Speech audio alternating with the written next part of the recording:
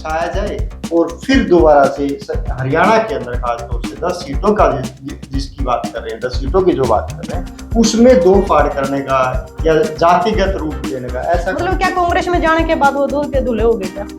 तो हम ऐसे लोगों को भी हम सपोर्ट नहीं करेंगे, भले ही वो कांग्रेस में चले जाए। ऐसे बीजेपी के कैंडिडेट को हराने में सक्षम हो, मैं तो ये कहता हूँ। एक लोग जो आज एक पार्टी में बैठे हैं, उसके बाद वो पलट के दूसरी पार्टी में चले गए, व्यक्ति तो वही है। इस्तीफा दिया अपनी सीट से, जो सबसे बड़ा पद होता है जिसके लिए लोग मारामारी करते हैं। मैं आपकी बात से बिल्कुल सहमत हूँ। भ्रमित किया जाता है, चाहे मुफ्त अनाज के जरिए हो या जो है धारा 370 आ गई जी, राम मंदिर बना दिया जी हमने, हम 80 करोड़ लोगों को जो है मुफ्त में अनाज दे रहे हैं। ये तो उनको तो हम कतई किसी कीमत मर जाएंगे, लेकिन बीजेपी को वोट नहीं देंगे। देखिए जी, प्रियंका जी, आप कैसे देखते हैं घर का एक आदमी जो अजय मिश्रा टहनी है, सरकार उसको दोबारा से टिकट देने का काम करती है। और जो पोल जरूर बिछे हुए थे वहां पर जो है, तब तक पुलिस प्रशासन वहां पर आता है और या फिर इलेक्शनों से जोड़ के, तो कोई ऐसा उसका कोई मतलब ये तो नहीं कि सरकार को इसका फायदा या फिर कहीं भी गढ़ी की पुलिस लेगी। मैं क्या, आपने तो कहा था कि जींद की पुलिस लेके नहीं गई, बोला नहीं जींद पुलिस ने नहीं दिया, कोई SIT लेकर के गई।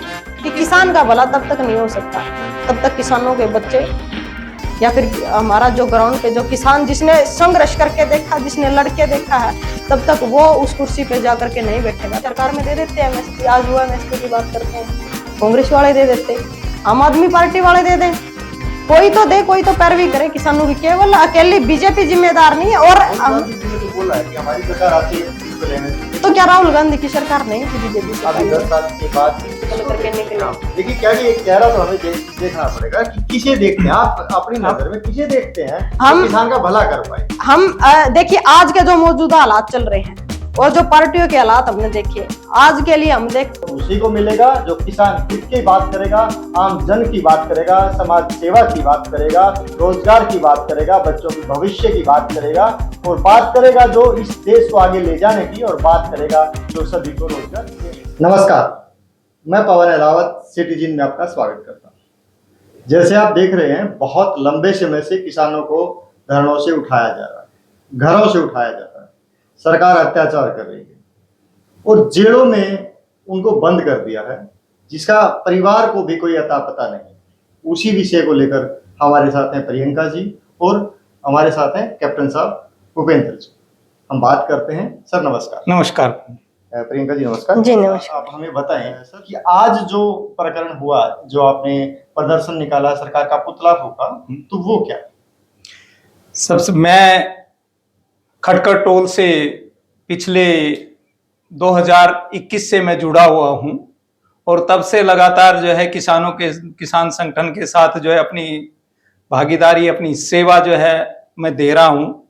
जहां तक आज के प्रकरण का सवाल है, ये पूरे हरियाणा के अंदर ये कॉल दी गई थी कि 7 तारीख को जिला स्तर के ऊपर पूरे किसान संगठन एक रोष मार्च निकालेंगे, वो अपने डिस्ट्रिक्ट लेवल के ऊपर, उन किसानों के समर्थन में जो बेकसूर जेलों में जिनको डाला हुआ है।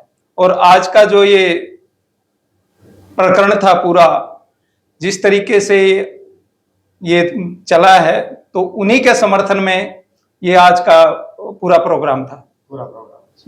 प्रियंका जी, आप कैसे देखते हैं घर का एक आदमी जेल? देखिए, बिल्कुल दयनीय स्थिति है परिवार की भी, और क्या हालात होते होंगे उस परिवार के, जिस परिवार के जिम्मेदारी का भार उस इंसान के ऊपर है जो आज सलाखों के पीछे। उसके छोटे छोटे बच्चे हैं जो स्कूल में भी जाते हैं, वो बच्चे उससे पूछते हैं कि हमारे पापा किधर है। मतलब क्या परिवार के ऊपर क्या बीत रही है। और दूसरा मैं एक बात और कहना चाहती हूँ कि जो हमारे साथी हैं जो जेल के अंदर हैं, वो अपनी पारिवारिक लड़ाई में अंदर नहीं है, वो समाज की लड़ाई में अंदर है। वो किसानों के अधिकारों की उन्होंने मांग की, वो इसलिए जेलों के अंदर है। और जेलों के अंदर भी हैं तो इस लोकतंत्र देश के अंदर एक बड़ा सवालिया निशान इस सरकार के लिए खड़ा होता है कि यदि देश के अंदर लोकतंत्र है तो एक हमारा साथी शुभकरण है जो पंजाब के अंदर जिसको गोली मार के जिसकी हत्या कर दी गई प्रशासन द्वारा, सरकार द्वारा, उसकी जिम्मेदारी है सरकार। पिछला आंदोलन हमारा चला 5, हमारे लखीमपुर खीरी के अंदर हमारे 5 साथी मारे गए, जो आज तक सलाखों के पीछे नहीं है। बकायदा उल्टा जो अजय मिश्रा टैनी है, सरकार उसको दोबारा से टिकट देने का काम करती है, और जो हमारे साथी निर्दोष हैं उनको जेलों के अंदर डालने का काम कर रही है, उनकी आवाज को दबाने के लिए। तो एक देश के अंदर 2 तरह की नीतियां नहीं चलेंगी, 2 तरह के कानून नहीं चलेंगे, 2 तरह की न्याय प्रक्रिया नहीं चलेगी। यदि देश के अंदर कानून एक है, देश के अंदर संविधान एक है, देश के अंदर न्याय प्रक्रिया एक है, तो आप समान न्याय कीजिए ना सभी के साथ। मंत्रियों के बेटों के साथ, मंत्रियों के साथ अलग न्याय प्रक्रिया क्यों? आम किसान मजदूर के जो बच्चे हैं उनके साथ अलग न्याय प्रक्रिया क्यों? ये तानाशाही कि जो किसान है वो किसी भी सूरत में सहन नहीं करेगा, और लगातार इसी तानाशाही के खिलाफ हम पिछले 5 सालों से लड़ते आ रहे हैं, और यही हालात इस सरकार ने बना के रखे हैं। लगातार लोकतंत्र के ऊपर हमले हो रहे हैं। अनीस खटकड़ को क्यों गिरफ्तार किया? मतलब जो सरकार जो है वो कुछ अलग अलग तथ्य दे रही है। वो कह रही है कि वो रोड के बीच में ही जो टेंट लगाने का काम कर रहे थे, या उनके ऊपर पहले से ही कोई केस था, किसी में वो भगोड़े थे, या फिर उनकी गिरफ्तारी पर। जी देखिए, अनीश ने तो टेंट लगाया, सरकार की बात हमने चलो मानी, अनीश ने रोड के बीच में टेंट लगाया, सरकार ने रोडों को खुदवा दिया। सरकार काम क्या करती थी? सरकार का काम होता सड़कें बनाना, विकास करना, लेकिन यहाँ तो ये सरकार उल्टा कर रही है। उसके जिम्मेदार कौन? जो बॉर्डरों पे जब हमारे किसान साथी आए तो इन्होंने सड़कें तक को खुदवा दिया गया, हमारे साथियों के ऊपर सीधी फायरिंग की गई, तो उसका जिम्मेदार कौन? हम सरकार से भी ये सवाल पूछते हैं कि उन्होंने तो केवल पोल गड्ढे रोड के ऊपर, और उस चीज का जिम्मेदार कौन जिन्होंने सड़क को, जिसका काम सड़क बनवाने का है, और वो सरकारें सड़क को खुदवाने का काम कर रही हैं।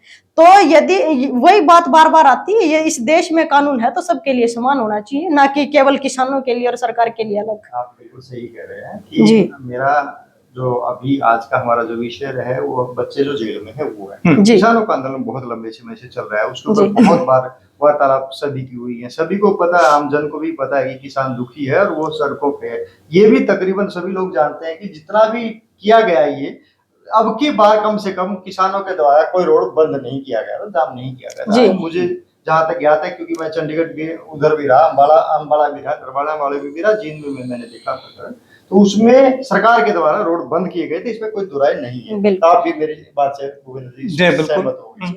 वो बात यहाँ आती है कि बच्चों को अभी जो जींद से, खटकड़ टोल से अनीस, जिसकी गिरफ्तारी की हुई है, जिसके बारे में जवाब नहीं दे रही है सरकार, मिलने तक का शायद मुझे लगता है बात हुई है कि टाइम नहीं दे रही है, और वो वहां पर अनशन पे बैठे हुए हैं। तो उस विषय में मैं जानना चाहता हूँ, भूपेंद्र जी आपसे जानना चाहता हूँ। 19 तारीख को शुभकरण की, जो शहीद शुभकरण जो है किसान था, उसकी अस्थियां खटकड़ टोल पे आनी थी, और यहाँ पर 3 दिन अस्थियों को रखना था। एक जो है श्रद्धांजलि सभा वहां पर आयोजित होनी थी, इसमें कोई आंदोलन का कॉल नहीं थी, कोई इसी तरीके का कोई एजिटेशन की कॉल नहीं थी, सिर्फ एक जो है श्रद्धांजलि सभा थी, उसको श्रद्धांजलि के पुष्प अर्पित करने के लिए, जो किसान खनौरी बॉर्डर पर शहीद हो गया था। 19 तारीख को सवेरे अनीस खटकड़ सिर्फ पहुंचा ही था, उसने रोड पे टेंट लगाया नहीं था। हाँ, पोल जरूर बिछे हुए थे वहां पर जो है, तब तक पुलिस प्रशासन वहां पर आता है, और अनीस को ये कह करके कि अनीस आप यहां मत लगाओ, तो उसने जो है बोला ठीक है, इसके बारे में हम बात कर लेते हैं, चलो हम उचाना थाना में चलते हैं। उचाना थाना में उसको जाने के लिए उसको गाड़ी में बैठा लिया जाता है। रास्ते में कोई फोन आता है उस गाड़ी में, और उसको उचाना थाना में ले जाकर के सीधा गढ़ी थाना के अंदर ले जाया जाता है। उचाना से गढ़ी थाना में? हाँ, उचाना में गए ही नहीं वो। जब हम लोग वहां पर जो है 8:30 बजे अपने जो निर्धारित कार्यक्रम के अनुसार जब हम लोग वहां पर पहुंचे, तो अनीस की गाड़ी वहां खड़ी थी। तो जब हमारे साथियों से मैंने पूछा कि भाई अनीस कहाँ है, बोले जी उसका फोन भी बंद आ रहा है, पहले जो उसका फोन पे घंटियां जा रही थी, नो रिप्लाई हो रहा था, लेकिन उसके बाद उसका फोन बंद हो गया, तो वो मिसिंग है। हमने वहां से पुलिस कप्तान को फोन लगाया कि जी ऐसे ऐसे हमारा जो है, क्यों हमें शंका हुई थी थोड़ी बहुत, एक उड़ती खबर मिली थी कि उसको कोई लेके गया। कौन ले गया? तो जब उनसे थाना एसएचओ से पूछा गया उचाना से कि उसको कौन ले गया, बोला जी कोई एसआईटी वगैरह लेकर के गई है, हमें नहीं पता जो है, हमने कोई गिरफ्तारी नहीं की आपके बंदे की। चलो ठीक है, हमने एसपी को फोन लगाया। एसपी ने कहा कि अगर रोड के बीच में टेंट लगाओगे तो गिरफ्तारियां तो होंगी ही। चलो जी ठीक है। बट गिरफ्तार करके उसको लेकर के कहां गया है ये तो बता दो। वो इतना कहते उन्होंने, इसका मतलब एसपी साहब के पास भी इंफॉर्मेशन थी उठा लिया सारी चीज, हाँ बिल्कुल उनको थी। तो उसके बाद उसको जो है हमें एसपी साहब ने उसके बाद हमारा फोन नहीं उठाया। फिर हम उचाना गए, उचाना डीएसपी से मिले हम। डीएसपी उचाना ने स्पष्ट ये कह दिया कि मेरी नॉलेज में बिल्कुल भी नहीं है, 1% भी मुझे नहीं पता आपका बंदा कहां है। मैं कहा अगर हमारा बंदा नहीं है तो आप ऐसा करिए, मिसिंग की एफआईआर दर्ज कर दीजिए, जो प्रक्रिया है कि भाई हमारा बंदा नहीं मिल रहा है। तो इतनी देर में एसएचओ बोले ठीक है मैं एसएचओ को बताता हूं। एसएचओ थाने में आ गया। एसएचओ ने पूरी पंचायत के सामने हमें आश्वस्त किया कि मैं आपको आश्वासन देता हूं कि जिला जींद की पुलिस ने जो है आपके आदमी को नहीं गिरफ्तार किया। ओके। अब एक जो है इतना बड़ा पदाधिकारी जो एक पूरे थाने का इंचार्ज है और वो इस तरीके से मिसलीड करता है, एक पंचायत को झूठ बोलता है, तो एक मुझे नहीं लगता कि ऐसे व्यक्ति की पुलिस में कहीं पर कोई जगह है या होनी चाहिए। दूसरी चीज ये थी कि ठीक है आपने उसको गिरफ्तार किया, कोई चोरी नहीं की, कोई डकैती नहीं की, आपने जो उसके ऊपर मुकदमा दर्ज था, आप पहले से जो है आप उसको जो है गिरफ्तार करते या कोई नोटिस भेजते, उसके घर में पुलिस जाती कि भई आपका ये फला फला बंदा जो है वांटेड है और इस केस में वांटेड है। ऐसा कभी हुआ नहीं। अनीस वहीं था, मीटिंग भी करता था, दुकान में भी जाता था, बाजार में भी जाता था, खनौरी बॉर्डर पर भी जाता था, सब जगह जाता था, लेकिन उसके खिलाफ कुछ भी नहीं था। लेकिन ये एक षड्यंत्र था कि उस दिन जो है उसको वहां से गिरफ्तार करना और उसको ये झूठे मुकदमे में, क्योंकि वो एफआईआर नंबर 24 वो ओपन एफआईआर है, 5 आदमियों के जो है उसके बाई नेम है, बाकी अन्य है उसके अंदर जो है। अब अन्य में तो आप किसी को भी जोड़ दो। तो इस तरीके से उसको गिरफ्तार करके जेल भेज दिया गया। एसएचओ ने हमें कहा कि मैं आपको 5 बजे तक आपको मुझे टाइम दे दो, 5 बजे तक आपका बंदे को मैं ट्रेस आउट करके बता दूंगा, वरना उसकी मिसिंग की एफआईआर लिख दूंगा। 4:45 बजे उसका फोन आता है कि आपका बंदा जो है गढ़ी थाने में है। भाई बोला गढ़ी की पुलिस लेगी। मैं क्या आपने तो कहा था कि जींद की पुलिस लेके नहीं गई। बोला नहीं जींद पुलिस ने नहीं दिया, कोई एसआईटी लेकर के गई। इस तरीके का झूठ, इस तरीके से जो है गुमराह करना, तो ये जो है मुझे नहीं लगता कि किसी एक पदाधिकारी को शोभा देता है। आज उसको 20 दिन हो गए, 19 तारीख से वो आमरण अनशन पर भी है और अब उसकी हालात बहुत दयनीय है, क्योंकि वो उसको ग्लूकोज वगैरह रोज लगता है, वो खाना उसने जो है नहीं खाया, परिवार से हालांकि मुलाकात भी नहीं करने दी, उसको अलग थलग रखा हुआ है। जब ये बात हुई डीसी के थ्रू, हमारी जो है बात भी हुई थी, जेल सुपरिटेंडेंट कहते हैं कि हमारी जेल मैनुअल के मुताबिक ऐसा है कि जो आदमी वहां पर जो है जेल के अनुशासन को नहीं मानता तो उसको अलग थलग रखा जाएगा, उसकी मुलाकात नहीं करवाई जाएगी। इस तरीके की जो है जैसे वो एक बहुत बड़ा खूंखार आतंकवादी है या कोई बहुत बड़ा क्रिमिनल है वो। तो ये चीजें जो है ये लोकतंत्र में तो नहीं होनी चाहिए। इसमें प्रियंका जी आप इसको कोई राजनीति या फिर इलेक्शनों से जोड़ के तो नहीं देखते? कोई ऐसा उसका कोई मतलब ये तो नहीं है कि सरकार को इसका फायदा या फिर कहीं न कहीं ऐसा? देखिए बिल्कुल जोड़ के देख सकते हैं। सरकार चाहती है कि जो आने वाले जो भविष्य है, जो आने वाले जो युवा है, जो नौजवान है, कहीं वो इनको मात देने के लिए मैदान में तो ना खड़े हो जाए। सरकार को कहीं ना कहीं इस बात का भी डर है। जो आज अपने अधिकारों की मांग उठा रहे युवा, आप यूं देखिए युवाओं की भागीदारी राजनीति के अंदर कितनी है, ना मात्र भी नहीं है युवाओं की भागीदारी। और जिन युवाओं की भागीदारी भी है तो वो पारिवारिक राजनीति के थ्रू उनकी भागीदारी है। हमारे जो किसानों के, मजदूरों के बेटे हैं, जो नौजवान हैं, जो आम ग्राउंड से हैं, उनकी तो भागीदारी बिल्कुल 0% है, भागीदारी नहीं। कहीं ना कहीं सरकार को ये डर भी है युवाओं से, तभी युवाओं के भविष्य के ऊपर बार बार लात मारने का काम कर रही है सरकार, ताकि उनके भविष्य को खराब किया जाए, लाल पेन उनके भविष्य के ऊपर चलाया जाए, ताकि वो कल को आने वाले टाइम में कहीं खड़े ना हो पाए, या फिर उनके लिए मात्र एक ही रास्ता बचता है, फिर लाल पेन चलने के बाद तो राजनीति का ही मात्र रास्ता बचता है। और सरकार ये चाहती है, क्यों चाहेगी सरकार कि किसानों को उनके हक मिले या फिर उनके बच्चों की भागीदारी राजनीति के अंदर हो। बेसिकली क्या है कि अभी चुनाव का वक्त जी, सेंट्रल गवर्नमेंट को चुनने का टाइम है। हम सरकार, हमारे भारत सरकार को चुन रहे हैं, उसके अंदर हमारे सामने जो है बहुत सी पार्टी उसके कैंडिडेट आ रहे हैं। तो कहीं सरकार ये तो नहीं चाह रही कि किसानों को उकसाया जाए और फिर दोबारा से हरियाणा के अंदर खासतौर से 10 सीटों का जिसकी बात कर रहे हैं, 10 सीटों की जो बात कर रहे हैं, उसमें दो फाड़ करने का या जातिगत रूप देने का ऐसा कोई मंशा सरकार की इससे जाहिर होती है? देखिए, सरकार की तो मंशा शुरू से ये रही है कि कैसे इनको धर्म के नाम पे बांटा जाए, कैसे इनको जातियों के नाम पे बांटा जाए, कैसे इनको, मतलब सरकार की तो मंशा रही है कि बार बार हमें बांटने का सरकार ने तो प्रयास किया है। लेकिन अब जो आंदोलनों के बाद जो समाज जागरूक हुआ है, जो गांव के लोग जागरूक हुए, मुझे नहीं लगता कि अब की बार इस बात के ऊपर समाज बटा जाएगा या फिर समाज को बांटा जाएगा। सरकार इस काम में सफल रहेगी। आप देख भी रहे हैं लगातार सिरसा के अंदर भी, हिसार के अंदर भी, अब की बार लोगों ने गांव के अंदर इनको जवाब देना शुरू कर दिया, इनसे सवाल करने शुरू कर दिए हैं। गांव में इनकी एंट्रियां तक बैन कर दी गई है। मतलब जो दिल्ली जाने की जो कॉल किसानों ने दी, किसानों के लिए इन्होंने दिल्ली के रास्ते बंद किए। अब गाँव के अंदर किसान इनके रास्ते बंद करेंगे, तब इनको पता चलेगा। इनसे सवाल किए जाएंगे किसानों द्वारा, किसानों के बच्चों द्वारा। आज युवाओं की बात कर लीजिए आप, बेरोजगार युवा सड़कों के ऊपर, सीटी का आंदोलन भी चल रहा है, किसानों का आंदोलन चल रहा है, उधर से कर्मचारियों का आंदोलन चल रहा है।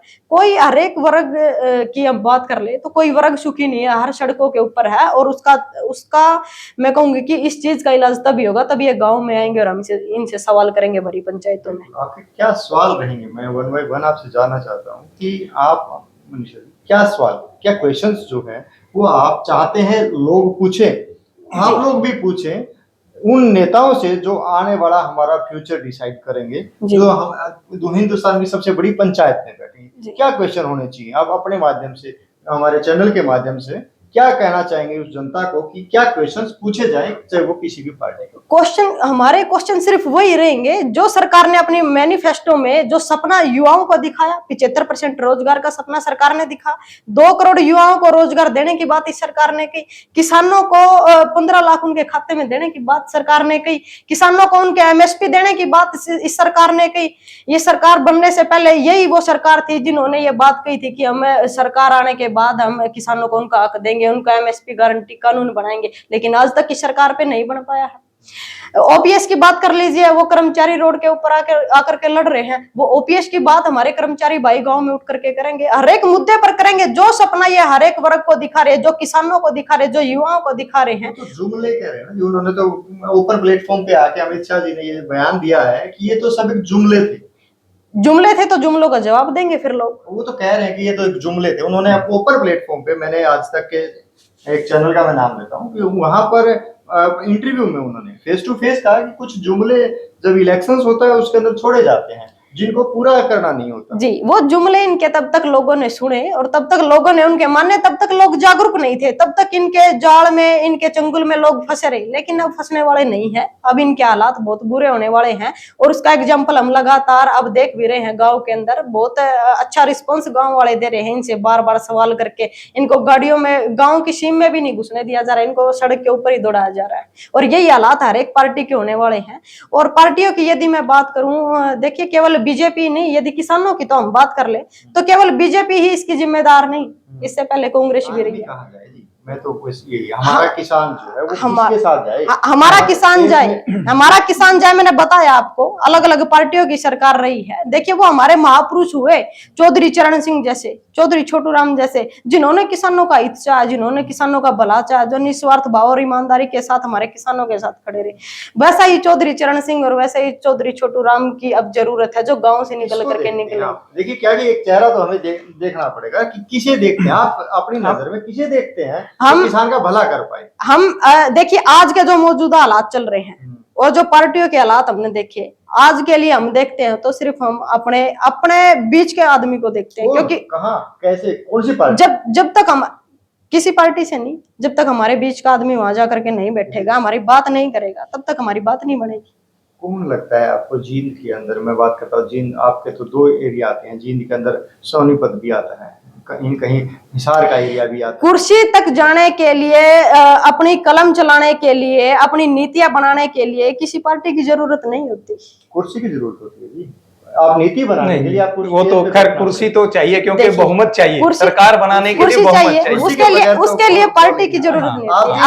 हम अपने निशा जी, आप भी एक प्लेटफॉर्म पे बोल पा रहे हैं। हाँ। जी यदि आपको प्लेटफॉर्म ना दिया जाए तो आप अपनी आवाज ही नहीं उठा पाए। देखिए, पार्टियां लगातार बनती आ रही हैं, मतलब उन पार्टियों के हालात हमने देखे हैं, कांग्रेस के भी देखे हैं, जेजेपी के भी हमने, कैप्टन साहब आप क्या कहेंगे? जेजेपी नहीं, के हालात हमने देखो देखे ये हैं। बात तो स्पष्ट है कि बिना जिसका बहुमत नहीं आएगा सरकार, तो वो सरकार तो बनेगी नहीं। इक्का दुक्का आदमी कुछ नहीं कर सकता, चाहे वो आप कितने भी क्रांतिकारी विचारधारा आपकी हो, जब तक आपका बहुमत नहीं है तो आप सरकार अपने हिसाब से नहीं चला सकते। संगठन हाँ। लेकिन ये बात भी सही है प्रियंका ने जो कही है कि भाई आज सोच में युवाओं को सोच बदलाव की जरूरत है। अभी तक जो सरकार ने जितनी भी योजनाएं लेकर के आई, आज तक सरकार उस योजनाओं के तहत एक पर भी वोट नहीं मांग रही कि मेरी ये योजना थी जो कामयाब रही, जिसकी वजह से जो है लोग हमें वोट देंगे। ये दुर्भाग्य है हमारे देश का कि यहाँ विकास के ऊपर बात होती ही नहीं है। यहाँ पर लोगों को भ्रमित किया जाता है, चाहे मुफ्त अनाज के जरिए हो या जो है धारा 370 आ गई जी, राम मंदिर बना दिया जी हमने, हम 80 करोड़ लोगों को जो है मुफ्त में अनाज दे रहे हैं। ये तो दुर्भाग्य है इस देश का। 76 साल हो गए इस देश को आजाद हुए हुए, पकौड़ों की दुकान और आज भी नहीं। चलो वो बिजनेस है, वो नहीं, उसके लिए मैं वो नहीं कहता, चलो अपना अपना वो स्किल है, मैं वो चीज नहीं मैं कह रहा। लेकिन क्या आज भी अगर 80 करोड़ लोगों को अन्न भूखा सोना पड़ रहा है, अगर सरकार उनकी सहायता ना करे तो फिर इस देश में हुआ क्या अब तक? आप एक को किसी एक पार्टी दूसरी पार्टी को ब्लेम करती है कि उसको जो है उन्होंने कुछ नहीं किया।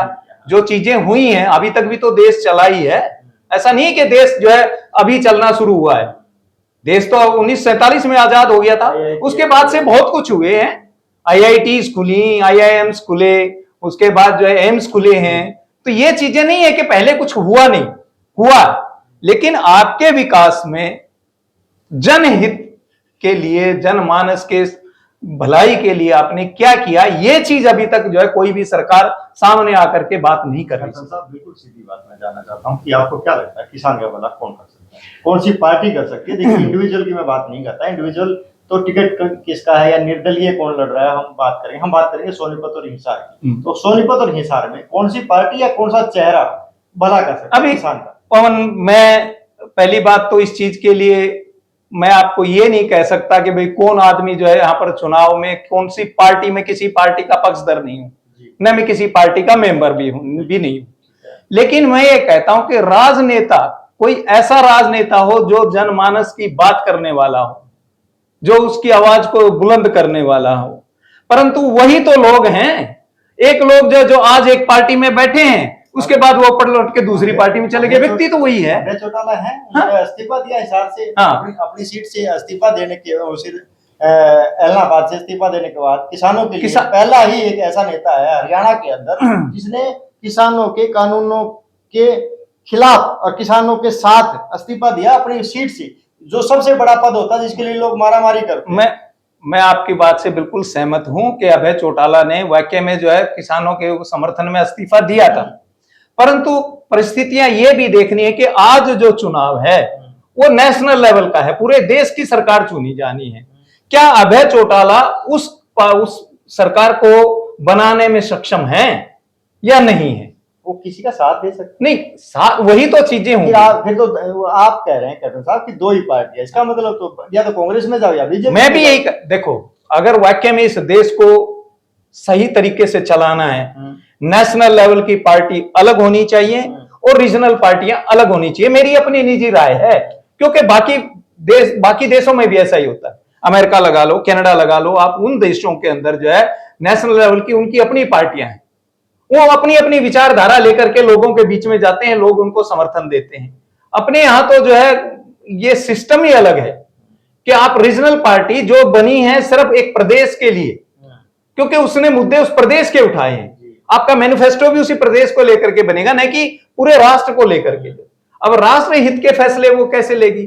फिर आदमी का जब अगर मान लिया वो सरकार के अंदर शामिल हो भी जाता है कोई रीजनल पार्टी, वो सबसे पहले वो ये चाहेगी कि मेरे प्रदेश का, मेरे हित में जो मेरा मैनिफेस्टो था उसके ऊपर सरकार काम करे, जिस तरीके से जो अटल बिहारी वाजपेयी जी के साथ हुआ था।